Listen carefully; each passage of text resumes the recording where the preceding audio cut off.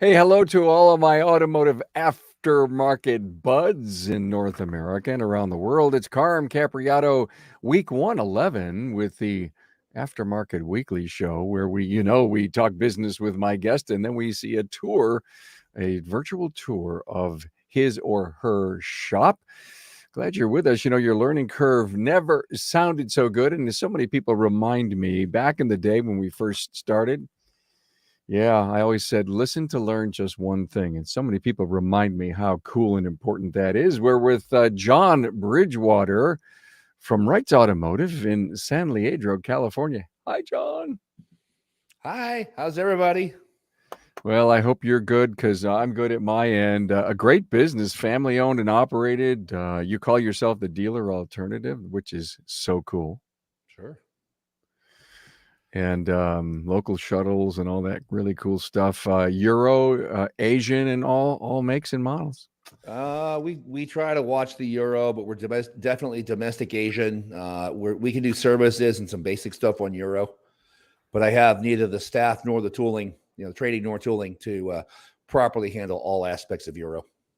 Well, being honest with everyone. Okay, cool. That's Let's right. see a picture of John's shop. We're going to go and see. Really nice place. Really. I laugh because that same BMW that you see right there came back yesterday. It's in the exact same place. Why did it come back?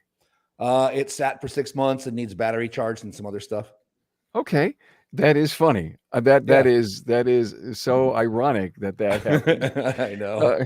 I love it. Hey, if you're with us on social media, as we love to say, check in with your city, give us a like, even share this. We're on all the social media sites, and we're coming to you from the Dorman OE Fix Studio, which I think you all know I love to call my Carm Cave. So, John, is business still good? Business is good. Staff has been interesting. We're going to talk about that. Yeah. Well, we had a slow spell for about a month and a half, and so business was not as good as it should have been. We were still, hanging in there, but it wasn't crackerjack the way it should be. And then I had a big upset with staff, and basically had to replace all my technicians.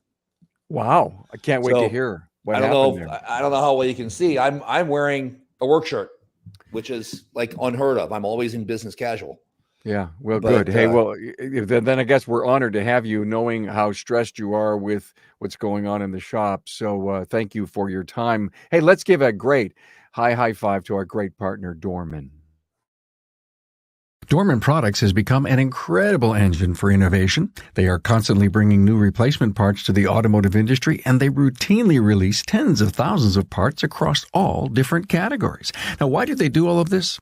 To enable technicians the freedom to fix their customers' cars and trucks. To do this, Dorman has dedicated teams focused on different aspects of the vehicle to ensure that they are meeting the needs of the aftermarket.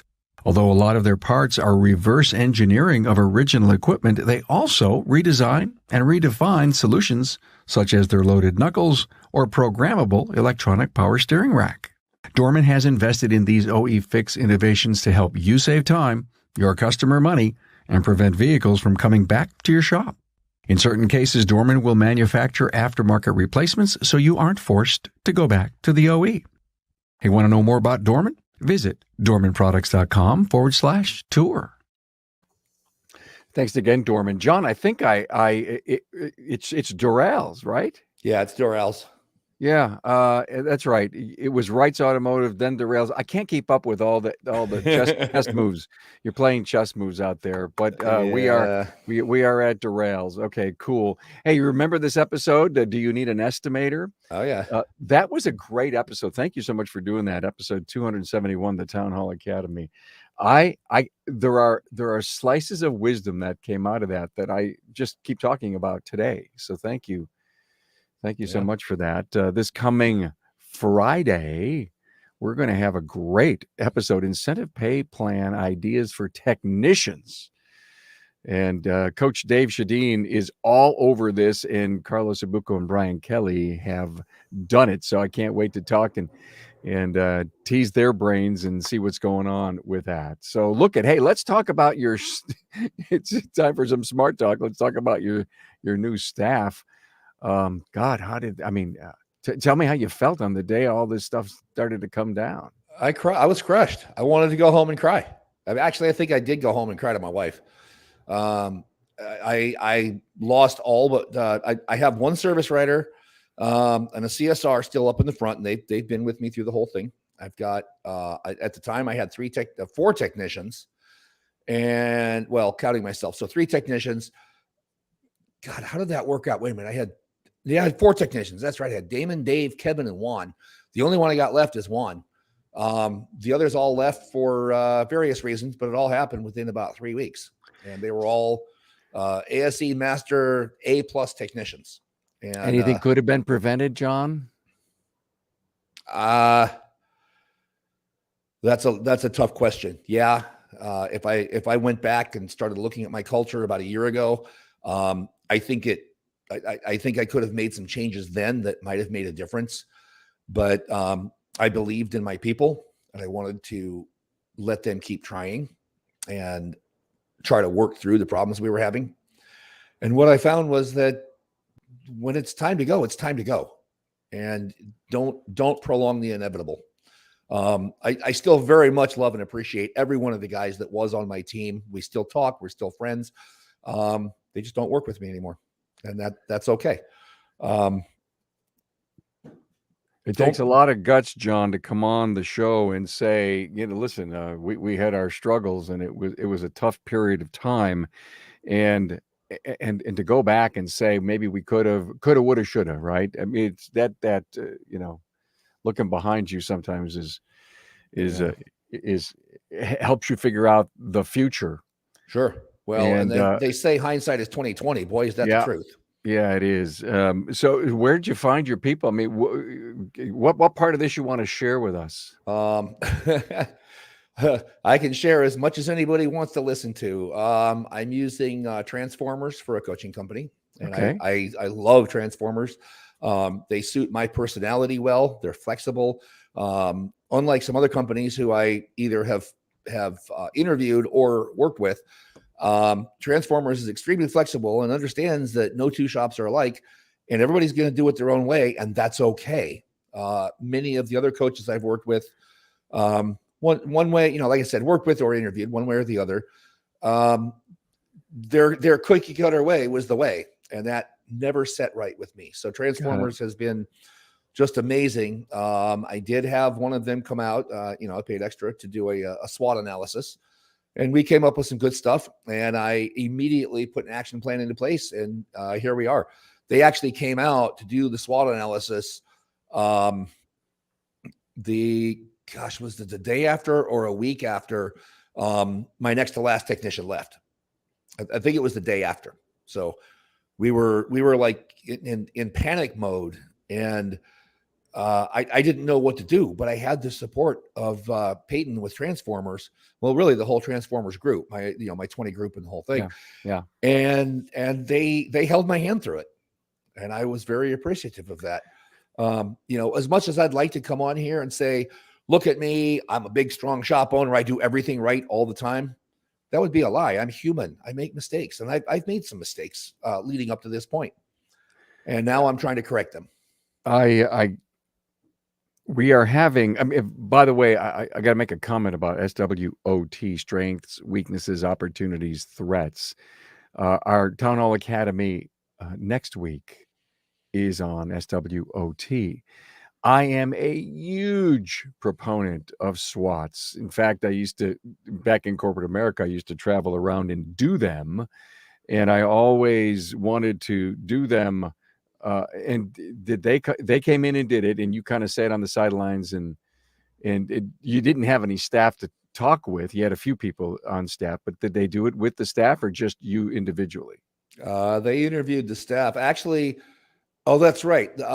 He was here. Peyton was here the week before my last guy quit. I was already in the shop because I knew we were shorthanded. Okay. But Peyton came out and interviewed, including the last guy who left. And so he knew where we were at. And I had a feeling some stuff was coming up anyway. So it all, really it all worked out. I'm blessed to be where I'm at right now. I put some well-crafted ads up on Indeed. I have replaced 2 technicians. I've got a helper, a GST, and another tech in the pipeline. I'm doing an interview tomorrow with the technician, and the GST is already on board for next Monday. I'm also seeking a manager. I think I'm about ready to close a deal on that. And so I will have the people in place to make up for my weaknesses. You are in total reinvention mode. Absolutely. Absolutely. We're a great shop that has a great community, involvement, and great reputation. That's the word I'm looking for, is reputation in the community.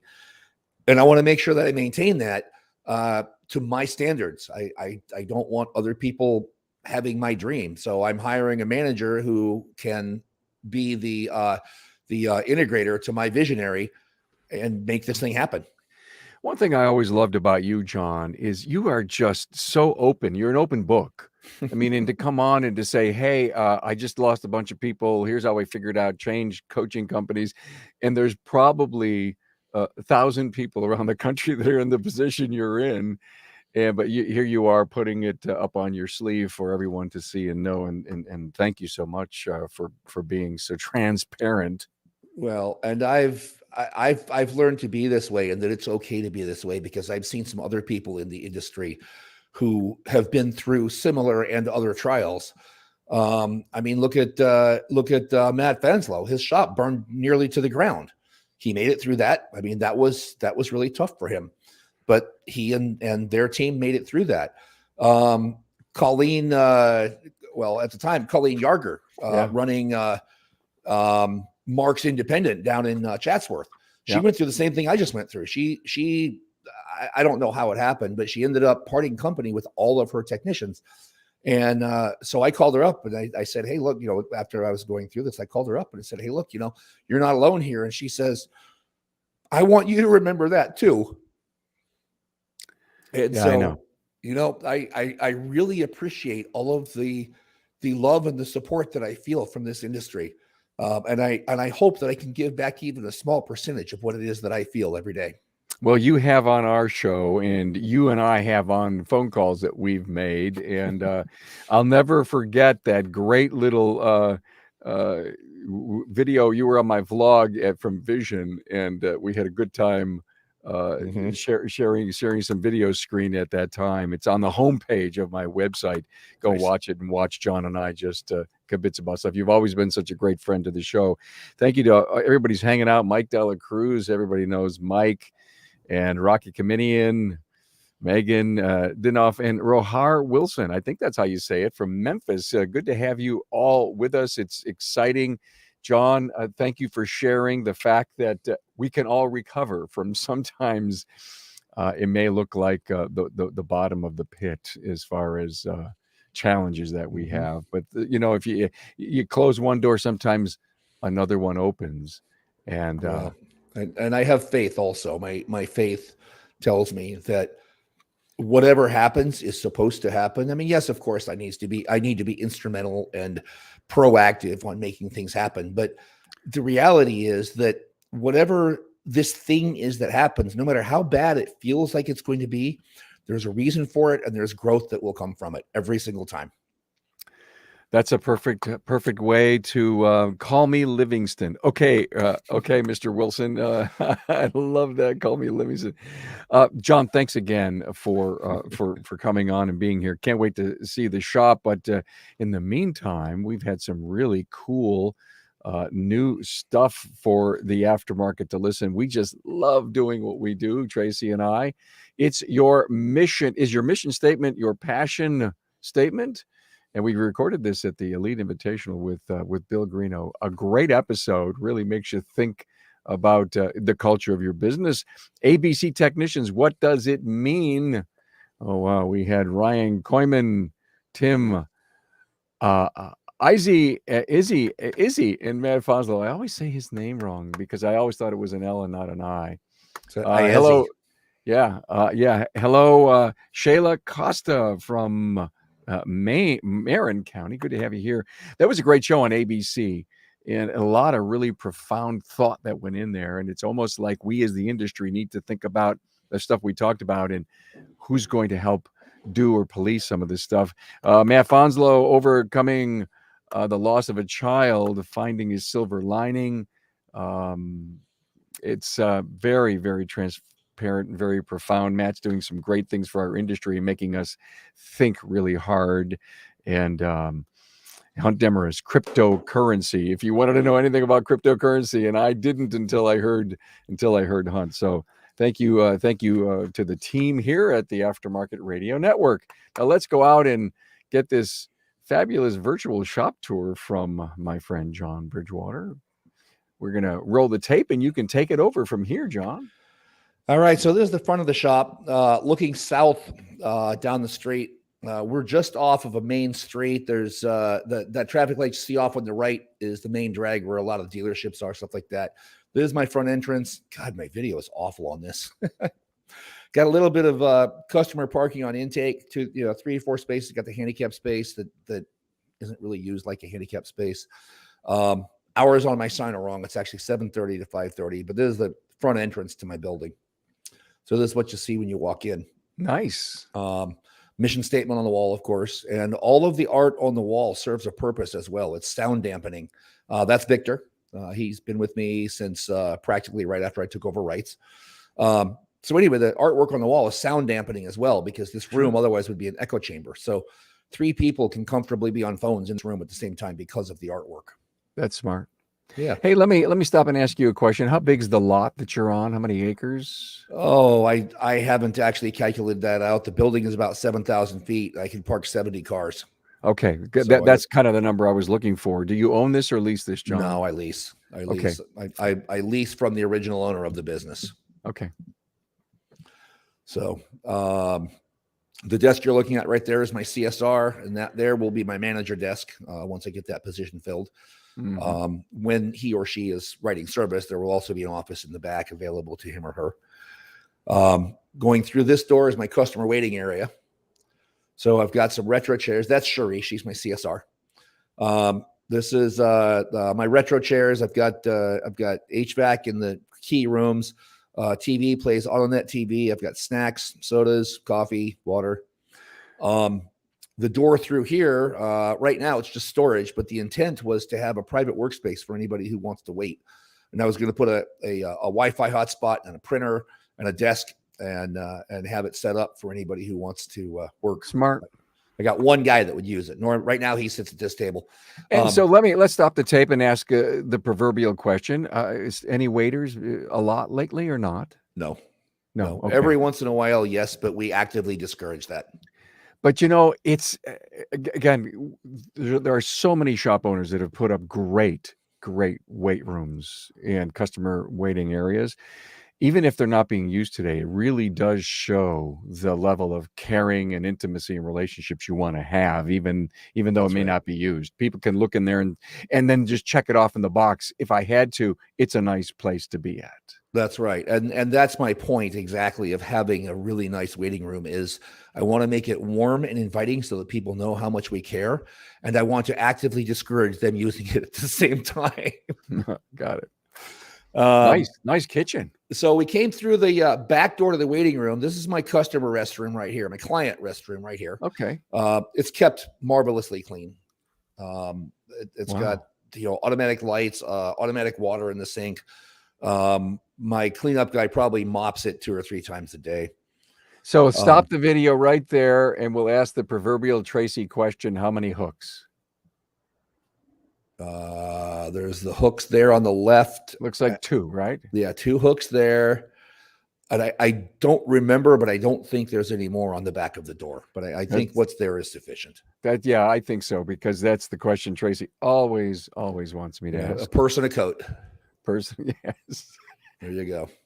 So the dining area is also our meeting space / break room / et cetera. This is a kitchenette for your Cherie being goofy again. We've got microwave, coffee, toaster oven, sink. I buy soups and stuff for the guys. This is my office right here. That's where I'm sitting right now, right at that desk. Nice. With my ring light, which is on my face. Mm-hmm. And you can see my virtual background is a photo of my actual background. The dining room, once again, multi-purpose room right now. We could do meetings, whatever. I've done training there. This is the technician workspace right here. This computer is used primarily for clocking in and out, but it also does have all data and Identifix on it. Refrigerator is for employee use. That computer I'm pointing to right there has a bunch of factory software on it. In the same area, I have another computer right here with 2 monitors. Once again, same purpose. And then the next room is my inventory / parts / this will be my parts and estimator workspace here. Right now, it's just an extra computer. My initial thought of seeing this for the first time, John, is this could be a huge production facility. Sure. Well, my goal is 5 million. I'm not there, but my goal. All right. Okay. And you can do it with this facility, no doubt. Sure. Yeah. This is where parts are delivered to. Then they walk through this door, it goes back to the front office. Vendors would have the CSR or a service writer sign for the parts, but they would be left on the shelf. We have a complete tagging system. I'm mostly happy with it. I took some inspiration from Kenny Guido. He did a good job with the way he sets up parts. That's my return shelf right there. My primary vendors are tagged, and I got some miscellaneous shelf space. So we go out to the shop now. There's 2 doors to the shop. The one that I just walked through, and then the other one back by the refrigerator. Okay. And so I got four lifts right along the wall right here. The third lift is a 16,000-pound Mohawk that'll lift up anything you need. That was Juan. He's the one technician who stuck with me through all this. Got it.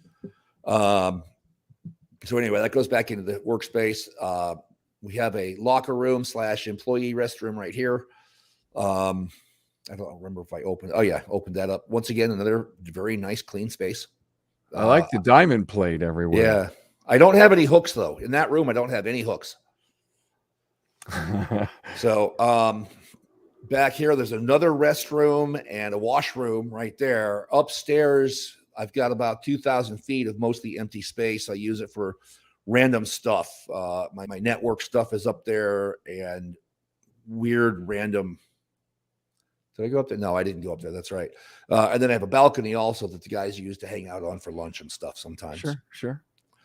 So how long was the building or the business there before you bought the business? The company has been around since 1969. Wow. Okay. They were at a different location originally. They moved here, I think, 15 or 20 years ago. That's my smog machine, air conditioning cart, bunch of random tools, scanners, diagnostic cart, alignment machine's a little bit old, but still functions just fine. So your lifts are double stacked, only 1 door entry, right? Well, I've got 4 roll-up doors. I got 3 across the back. If we pan back to, I think I'll pan back to the left in a minute. Anyway, 3 roll-up doors across the back. You can drive in through. The center door is typically what we use. Okay, then we're gonna walk past the alignment rack, and there's 2 more hoists outside. CUDA parts washer, of course. Keep that on all the time. Compressor and a backup. The 2 lifts out back are useful. My tire equipment is also inside that cage right there. So we do tires outside when possible because it's just closer. What's the rain percent in your town? I don't know a number, but it's very low. Very low. Okay. Very low. And Juan told me he doesn't care if it's raining. He'll work outside anyway. Barbecue appraise. See, there's my tire equipment right there. Got a newer Hunter. That thing will do low profiles and run flats with no problem at all. I've never done a Tesla tire, but I'm not afraid of them. So anyway, there's my 3 roll-up doors across the back. The center entry is what we use most of the time. I've also got some miscellaneous storage out here, recycle bin, waste coolant, bunch of parking here across the backyard. That cage over there belongs to the owner. That's his space that he leases from me. I actually got to hit him up about a lease. I forgot about that.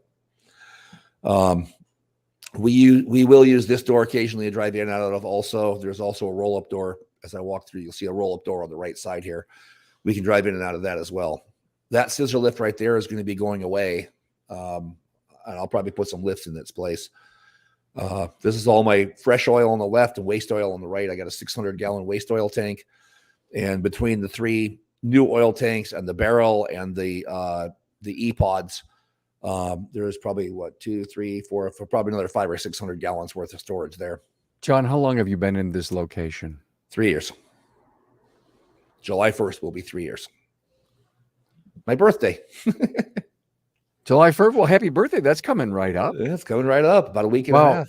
Really beautiful place. Nice to see it. I mean, it just excited me as the upside is, and you know what the upside is. But what I'm saying is, here you've got brand new people joining you, a new manager potentially joining. What a place to come and work in. Sure. Wow. Well, and we keep it super clean, and tools stay up to date. I'm actually out of date right now on my IDS, but I haven't needed it. As soon as I need it, I'll renew the subscription. I also have 2 134 machines and a 1234 machine. So nothing. I'm not afraid of anything. Yeah. You're like investing. I was saying, yes, definitely invested. I just bought $2,000 worth of refrigerant yesterday. So, of course, that's not much. No, it's not today. Prices. What is it going for per pound? Oh my goodness. I sell 1234 by the gram, and I sell 134 by the ounce, and I'm 3 something per ounce on the 134, and I don't remember my price per gram. It's like 30 cents or something like that per gram. Well, I got to tell you, I've been around long enough to know that people used to hide trailer loads of R12 when I think it doubled or tripled in price. Wow, interesting. This crazy business called HVAC. That's right. Look at, thank you. I know how busy you are. You're in a work shirt. You probably got to get out in the bays right now and just make sure everything is just humming like it should be. Well, I've committed an hour to you, so if we got more, we got more. I'm good. You call the time, buddy. No, this is great. This is exactly how long the show is. It's right around a half hour. We talk a little business. We look inside the shop. We get a feel for how you run your business and how you have it laid out. Cool. And it was just great. Next week, we've got Jimmy Aluria from 3 Automotive and Diesel Repair in Phoenix, Arizona. So happy to have Jimmy on. We did a show with Jimmy and Rachel Spencer on surveys, and I can't wait to see inside of his shop. So let me see. This will come out as a podcast this coming Saturday. It'll be you'll be able to listen to the audio version of this and say, "Wow, I got to go watch the video." Well, my YouTube channel are right on the show page on the website. Hey, John, thank you so much. Continued success to you, and as I think we've heard, it's just a matter of time. It's a matter of time. Things are going to be right back where they used to be. And I got a standing invitation. If anybody ever wants to drop in on me, lunch is on me. Anytime, any day, so long as I'm here. Cool. I love that. Like Mike Dela Cruz was there. Remember, he said, I think I saw him say that he was there. Oh, Mike pops by a couple times a year. He lives close by, so that's helpful. He does. Well, good. Hey, thanks again, man. I appreciate it, John. Awesome, man. It's been fun, Carm.